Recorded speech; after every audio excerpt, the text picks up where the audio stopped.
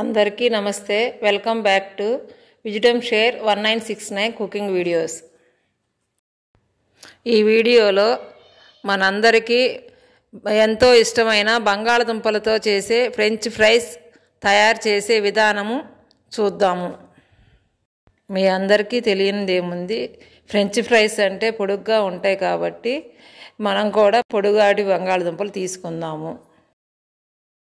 వీటిని శుభ్రంగా వాష్ చేసి చిక్కు తీసుకొని వాష్ చేసుకోవాలి. ఇప్పుడు ఫ్రెంచ్ ఫ్రైస్ షేప్ రావటం కోసము బంగాళదుంపలకి ఎక్సెస్గా ఉన్న పోర్షన్ని కట్ చేసుకోవాలి.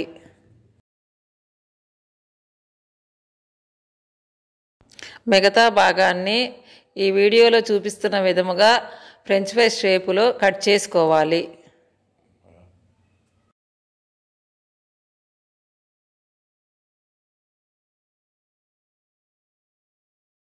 ఇప్పుడు ఈ ముక్కలన్నింటినీ నీటిలో తెల్లగా నురుగు పోయే వరకు శుభ్రముగా 1-2 సార్లు వాష్ చేసుకోవాలి. ఒక బౌల్లో ఈ ముక్కలన్నీ మునిగిపోవటానికి సరిపడే అంత నీటిని పోసుకొని మరిగించి దీంట్లో 1 స్పూన్ ఉప్పు,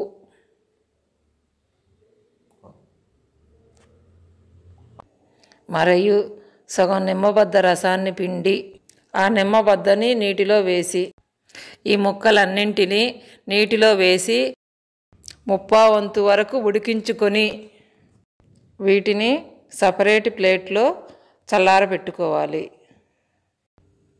దీంట్లో ఇంకా ఏమైనా తడి ఉంటే పోవటం కోసము 2 స్పూన్ల కార్న్ఫ్లవర్ వేసుకొని చూపించిన విధముగా కలుపుకోవాలి.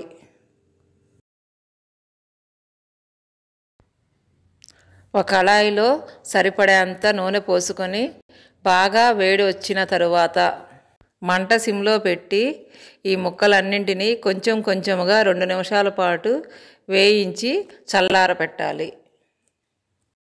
ఇప్పుడు మరలా నూనెను వేడి చేసి మంటను లో ఫ్లేమ్లో పెట్టి